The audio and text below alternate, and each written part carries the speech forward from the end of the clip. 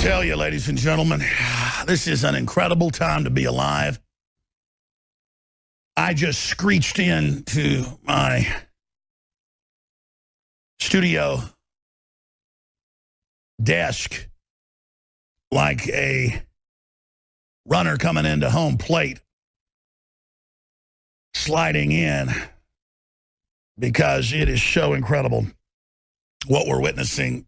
I talked about this yesterday being completely over the top and one of the biggest illustrations of arrogance, hubris-filled, disconnected corruption I've ever seen out of some of the most hubris-filled people in history.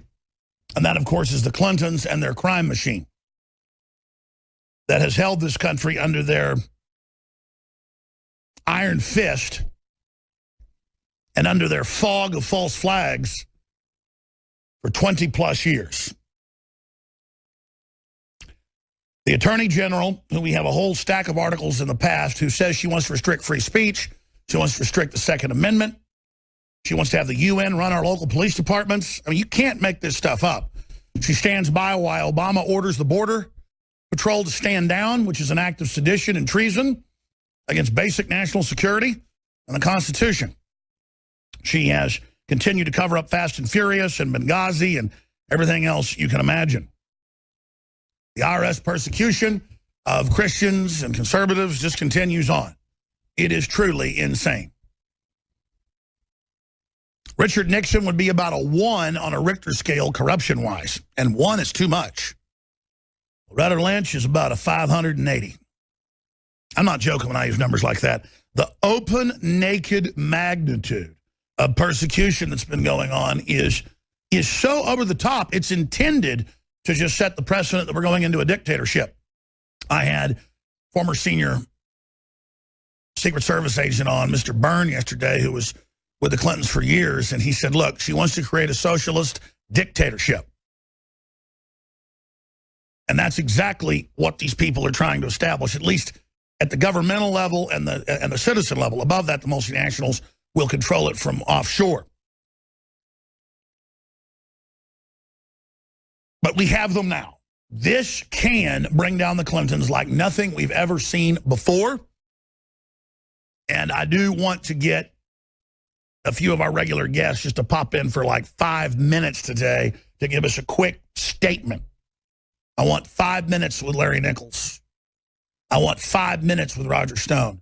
I want 5 minutes with Dr. Jerome Corsi, just 5 minutes, and others, to talk about how big a deal this is and to get their perspectives. But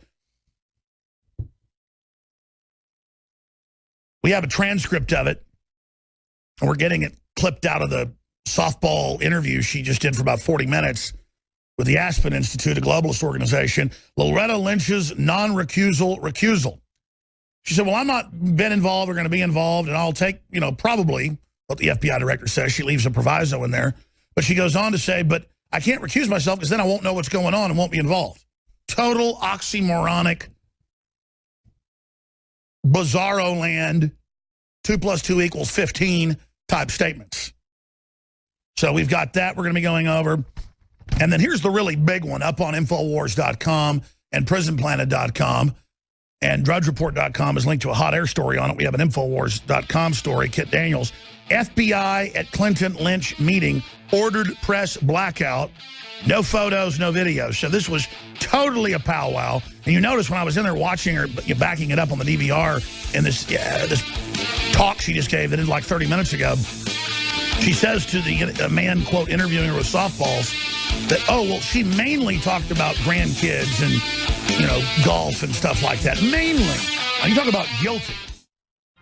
Everyone knows that I was a massive critic of George W. Bush and called for his impeachment for launching the illegal war in Iraq, framing Iraq for what the Saudi Arabian government and elements of our government really did on 9/11.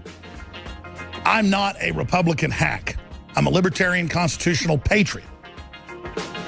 So when I sit up here and tell you from my historical research that Loretta Lynch is undoubtedly the most corrupt U.S. Attorney General in history, and there's been quite a few that were corrupt, that is by thousands and thousands and thousands of percentage points. I mean, the nakedness, the open, unbelievable arrogance. I've got a stack of articles here, mainstream news, where she said that she's going to restrict and criminalize speech, where she's going to, outside of law, go after our guns, where she's going to put the UN in charge of our local police departments. That's why they're in a war against the police, to break the police so that they accept that takeover and control. Not saying the police are perfect. I'm just saying there are police. This is our country, our government. We're not going to sit by and watch this multinational takeover. I have the articles right here in front of me, the Smart Cities initiatives of the UN, the Strong Cities initiatives. Look at these. Look at this. Obama administration and UN announced global police force to fight extremism in U.S. Obama's Attorney General promises to criminalize speech. This is just some of the background, and there she is protecting the government, criminal elements of it, carrying out Fast and Furious. We have the CBS News reports where they got the documents where it was meant to blame the Second Amendment, a false flag. We now know confirmed that one of the shooters in Paris had a gun from Fast and Furious. We told you that a year ago, that they were shipping guns into Mexico and then out to ISIS and Al-Qaeda. Now it's confirmed. She's covered up the IRS persecution. She's covered up Benghazi. She's allowed Hillary to just engage in all sorts of criminal activity. The Justice Department has blocked things at every front, not just with her, but her predecessor, Eric Holder. And now, she meets earlier in the week in Arizona in front of the press corps. She goes on to a plane, her private plane, with the former president of the United States, William Jefferson Clinton. And meets in secret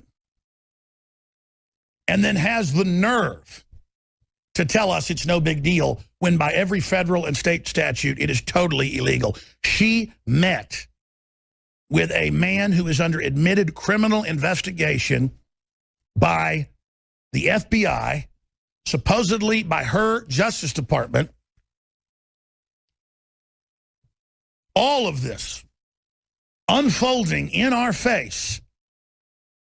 The email scandals, the IRS criminal investigations, the Benghazi investigations, all of it. This is like if you're in a bankruptcy trial and you met for 10 minutes at a restaurant with the judge presiding over it, you and the judge would get indicted even if you weren't doing anything wrong, quote, trying to fix it. It's illegal to meet. Bare minimum, she has to recuse herself. If she was caught at the grocery store bumping in to Bill Clinton and talking to him in front of witnesses for 2 minutes, she'd have to recuse herself. I've been involved in court cases before, and you see the judge walking down the hall from the bathroom or their office, and they won't even talk to you. And that's just in civil court. And they think we're ignorant. This is that moment, though, when the whole facade starts to collapse. This is that moment when the big lie starts to go in on top of itself, because everybody knows the Clintons are above the law. Everybody knows they've gotten away with bloody murder for years and years and years and years, and Vince Foster and cattle futures and the carbon tax scams and her getting off the airplane in Bosnia-Herzegovina and claiming she's being shot at by snipers. Then there's NBC and CBS and ABC News footage of a beautiful sunny day with kids giving her flowers, her Brian Williams moment. Hundreds and hundreds and hundreds of just incredible scandals, missile secrets to the Chinese, nuclear reactors that can make fissile material to North Korea, on and on and on. Listing their crimes, it makes your head spin. And the insider deals and screwing us on the trade deals and all of it. And then for some reason, when she's been caught lying to Congress about I never was in my emails, or I didn't know I had any emails, or I didn't have any secret emails. I mean, the head of the EPA had to resign because she had secret emails. All of this is illegal. All of this is to get around the FOIA law, the open records law. All of this is to abscond justice and our laws. That's what this is, period. Period. No debate. And so they do this out in the open in front of everybody, and she's so arrogant. Here's the bigger news. It is confirmed in local newspapers, and reporters are on record saying, oh, yes, the FBI ordered all of us to turn our cameras off and to not record anything as Bill Clinton went by us as we were waiting to try to interview her on the whole Clinton investigation, and they just met in front of everyone. That is, the secret meeting commenced in front of them. They went in, the press saw the secret meeting commence, they saw the jet door close to the fuselage, and they did it in front of everybody.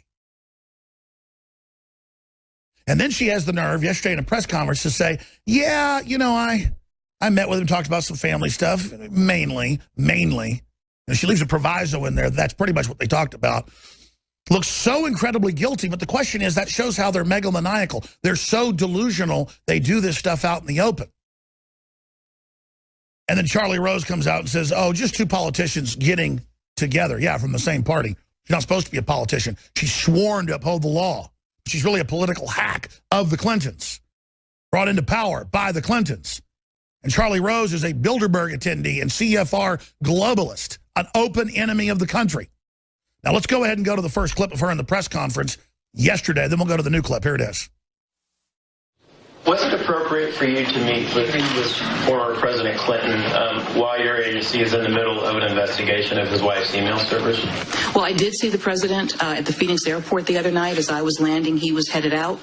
He did come over and say hello and speak to my husband and myself and talk about his grandchildren and his travels and things like that. So that was the extent of that. And no discussions were held on any cases or anything of that. And he didn't raise anything about that either. And there's another clip I saw on Fox where she's doing a press conference. There's a blue background, not a California flag background. And I saw her this morning say, oh, we mainly just talked about that. Now, let's go to the other clip.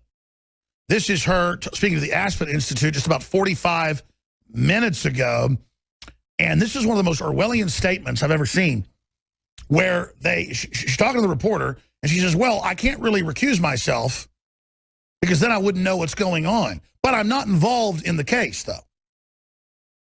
Let's go ahead and play the clip.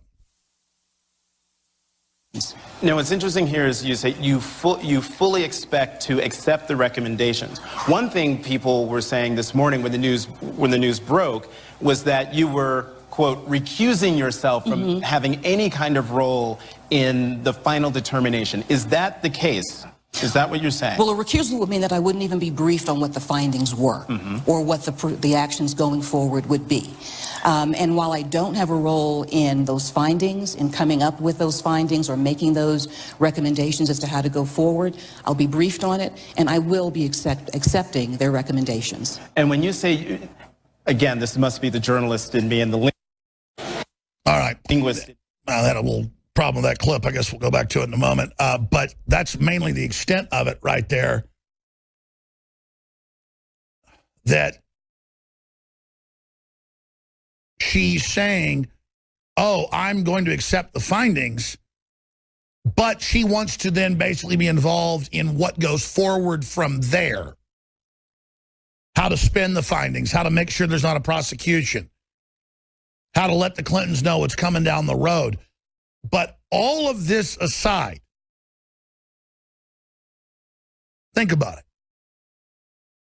Have you ever seen them in such a panic? Have you ever seen them in such damage control? Have you ever seen them running around scareder? Have you ever seen them out there pushing harder, saying this is no big deal? They're not going to get away with this unless the last time they were behind in an election, 1995, The last time they had a bunch of criminal investigations on them, the last time there were a bunch of states starting investigations on them,